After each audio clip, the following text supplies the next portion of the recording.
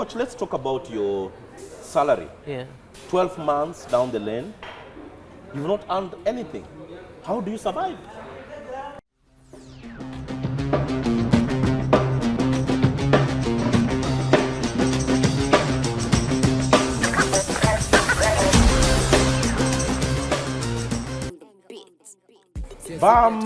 Bam, mtazamaji na karibu tena katika kipindi chako cha Rocho Live, ambapo hii leo tuko naye kocha wa timu ya taifa Harambee Stars, Engin Fırat, ambaye tumekutana naye hapa tueleze mengi kuhusu timu ya taifa Harambee Stars na vile vile safari ya Harambee Stars kuelekea World Cup na mengi zaidi.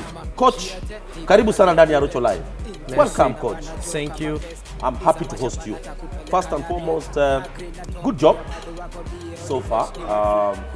Before we proceed, I'd like to know, or Kenyans would like to know, who is Engin Fırat?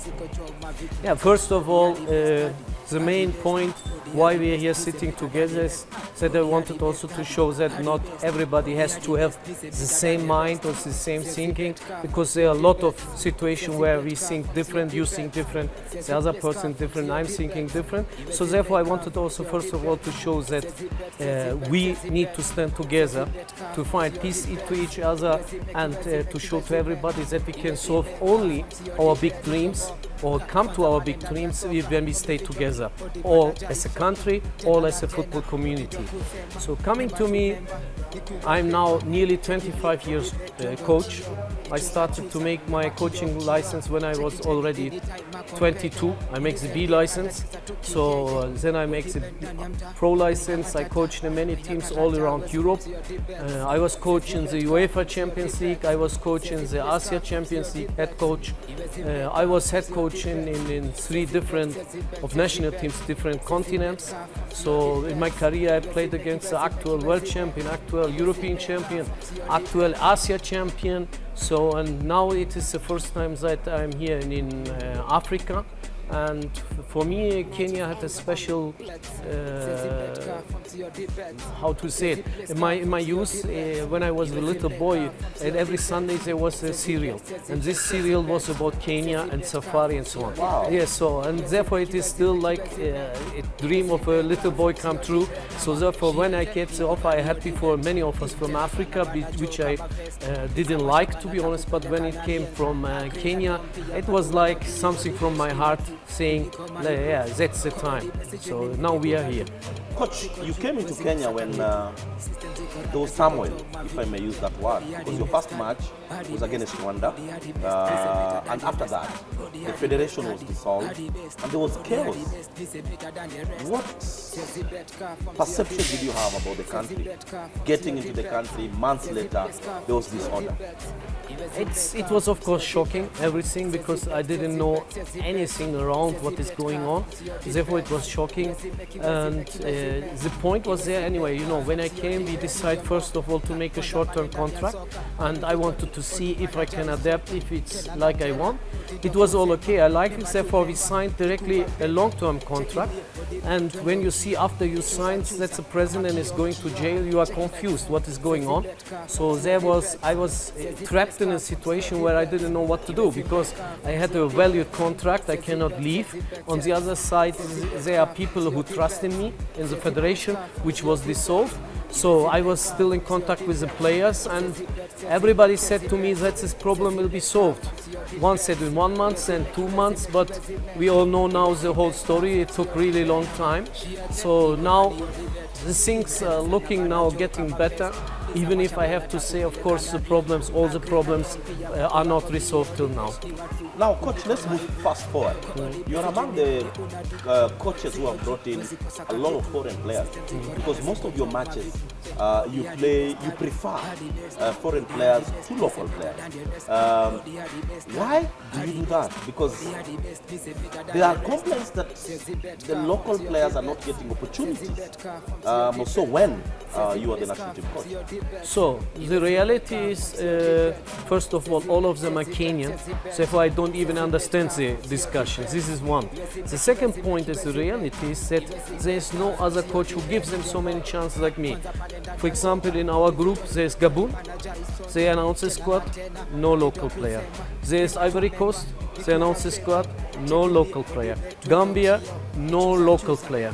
And you will see again now when I announce the squad, we will have again a lot of local players. And you saw also last time when we was in Mauritius, I already invited for Mauritius camp 16 local players. So therefore nobody gives more local players chance than me. Let me be specific here, coach. There's been cry from certain quarters that Omala is not getting an opportunity when you're the national team coach. He scores a lot of goals. Last season he was one of the best scorers in Kenya. This season he's currently on top, yet he doesn't get an opportunity in your team. Why do you think Omala doesn't fit in your setup? No, it's very simple. I can explain it. First of all, in June he was with us and he get also his chance against Mauritius. The point is totally different. What I explain not only to him, to all local players who are coming to the national team, that they have to change the style of football to international level. So what is expected in this position under this level for international football? It's not enough what you're doing in Kenya. In Kenya you can be superstar. I'm not talking about Benson. It's all valid for all players from the local league. So, for example, Benson, what I expect from a center forward is that he learns to play with a player in his, when he has a center defender in his back. He needs to be a wall. He needs to control the ball. He needs to pass. He needs to dribble. So these are the points which I expect from him. So, and if he wants to come to international level, then he has to learn it like Michael Olunga learned it. So, and if he don't change his style, he's a good finisher, but he has to change his style. If he does not do it, then he will struggle internationally. It's so simple. And when I talk about him, this is the same with other boys too. I spoke with James Mwangi, I told him the same. You can be the superstar of the league, but it is not the way we can have success international. So, and the whole reality is that I have to build up a team which can succeed. And how I can succeed? I cannot take players from Paris Saint-Germain, from Milan or whatever. We don't have these players. So we can only succeed as team. And as team, everybody has to be functional on his position, how he can help the team. There's no other way. So therefore, you adapt to what we need here, or there's nothing I can do. Like I said again, it's not about Benson, it's valid for all of them. Plus there's one thing more I have to say, that most of the players who are coming to our training from the local players, look, we make short training, we make 1 hour, 10 minutes, but it's totally tactically based and high intensity, because football international is only high intensity. And most of them are struggling physically, to be honest. So why, for example, Rooney Onyango played from first minutes, from beginning? Why? Because Rooney was able to adapt to our intensity, to our game, and he could put it also against Russia on the field. So this is where I say the door is open for everybody. You don't need any media, you don't need any minister, you don't need any president, you don't need anyone. If you're good, you get your chance. So simple. Coach, before I come back to your captain, because he's not scored for some time, and there's been concern about you fielding him, yet he's not scoring. Let's talk about your presence in Kenya. I'm among the guys who feel that you should be more placed in Kenya. You should be more into our league matches. You should be traveling to see players. But most of the time, you are just back into the country a few days before the match. How do you explain this? And there we are. These are the points where we don't can agree, because it's not true. If ask the federation, ask him. And the last 4 months, I was maximum 2 weeks at home. So the problem is that I'm traveling even to second division games where only there is me, nobody from you, nobody from media, nobody from other ways. I'm there. But because people don't see me somewhere, or better, most thing is I'm not where is VIP. I sit with the fans. For example, last match I was AFC against Sharks. I sit only with the fans, so there you will not see me, because nobody expects me there. I'm not afraid. I'm going there where the fans are, where the people are. I talk to them because I have nothing to hide. They explain me what they think. I understand everything, and it is also for me very important to be close to the people, because I don't care really about social media and so on, because the reality is there with the people. They tell you what is going on. Social media, I I can pay, don't worry. Okay, coach, let's talk about your salary. Yeah. 12 months down the lane, you've not earned anything. How do you survive? I don't want to talk. Let's go for the next question. Coach doesn't want to talk about his salary. But let me rephrase this question. How is Kenya taking you? How do you handle Kenya without a salary? I really don't want to talk about it, really, believe me. Ask me something different. You like to attack me, don't worry. I am not afraid, don't worry. Yeah. Okay, coach. The team is getting into camp. And I believe that there's several new faces into the team. First of all, tell me something about Ronnie. He came in, he played so well. Yeah. How did this happen? It's very simple. If I see a player and believe in his capacity, I'm not afraid to invite him, no problem. And when Rooney came, he was surprising for me. Why he was surprising? I said also before that the local players have problems to adapt to the training. But Rooney didn't have any problem. He adapted very well, and he has shown this is most important also on the field, also with his aggressivity and everything. So therefore I said after the game we want one player more, because I believe very much in this boy, and this has to be also anyway our future, because if you look directly at our squad you will see that if we have a main base of 30 players, that minimum 15 of them are very young. So therefore I believe in young players, to give them a chance, to let them go, to show themselves, and hopefully to serve the country a long way. So this means, this is the reason why I said before, but next AFCON or AFCON at home, then these players will on the prime, these young players, and then they will show what they really can. So therefore these are all our plans, and I say it again also why you said this is also again an example that the door is open for all players. Come, show that you deserve and you play. Coach, when you talk about the subject to play in your team, there are several foreign-based players who come and don't play. They come back again, they don't play. Yeah. For example, Sven, how do you explain this? A player travels twice or thrice, he doesn't play, you still call him. How do you explain this? So you see it from the negative side, and I say no, I will tell you something. How I see it, now at this moment we have a situation where everybody wants to be in the national team.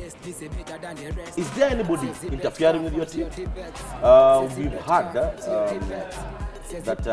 there are certain forces that normally interfere with the national team. Have you experienced that in your 1 year in Kenya? To make it very clear, with me it's not possible.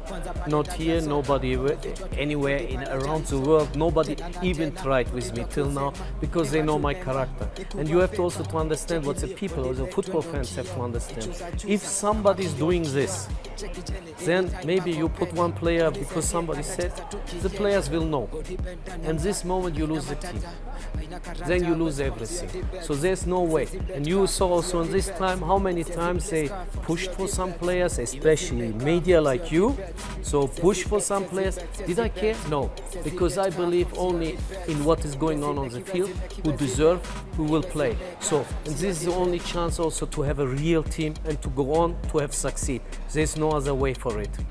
Coach, what should Kenyans expect now that we're moving to the first 2 matches of the World Cup? Should we wait longer, or should we expect that this is the time that, for the first time in our history, Kenya will play in the World Cup? You know, to be honest, when we look at reality, we will have zero chance. Because if you look on our infrastructure, quality of our league, if you look on the organization and everything, and I compare it with other, I don't even go to Europe, even in Asia. When I compare, we are far behind. This is the reality. But at the same time now, you see we have a team. These boys are ready. They are hungry. So they are for sure not on their prime. The prime they will have at the AFCON at home. But I believe they will fight till the last second. So therefore I said it is a marathon. So till the last matches. So and it's important how we end up. So and if the things are going well, why not? So it is not something. If I would tell you now, oh, we will go, then I would be a liar. Why should I lie to you? I cannot. But I believe in these boys. They're able to make a miracle. I believe it. And if we go to World Cup, it is a miracle. All the world will say it's a big miracle. I don't need to talk about it. So therefore we will try our best. But our main thing has to be for our future that we get the infrastructure before the AFCON at home. Before the AFCON at home, we have to go to the 25 AFCON. We have to prove not only to go out of the group, that we are able for bigger, and then to go for the big aim, 27 at home. Coach, now, as we wind up, I'm like what food in Kenya do you eat? You know, it's very interesting. I like too much beans here. I don't know why. Beans, yeah, I don't know. Mandondo? It's called Mandondo. I don't know what is the name, but I like it too much here. I don't know why it happened. I need to take you to Ziwani, where we do fresh Mandondo. Okay. I'll take you to Mandondo. Okay, I will be there. So this is my favorite. I don't know. Don't ask me now. Don't ask me why. Because when I told this my family, they said also, "What is going on with you? You didn't find anything else?" But I don't know. I love it. What else do you love in Kenya? There are a lot of things. First of all, I love the people here. So why? Because your people are always smiling. They're always kind. They like to live. You know, you feel life here. You know, and this, and I feel like what they give to me is more enjoying the life, to understand more, because sometimes we in Europe forget, because we have so many things around, we forget what is really important in life. So to enjoy also these things, and I feel a little bit also a responsibility to give them some joy back with the national team. And you know, when people said about why I was so emotional against Qatar, the only reason was the people in the stadium. Yeah, wow. Because they was with all their heart there. I mean, I was so happy for them, because I know they're the most happy people in all Qatar there, because they live there, they are worker, and everybody is pushing on them. And now they could show all Qatar. Now here we are, and I was so happy for them. And this is the points where I have to give the people something back. This is what I see. Asante sana mtazamaji kutazama kipindi chake cha Roto Live. Hadi wiki ijayo. All the best. Tunakupenda wewe.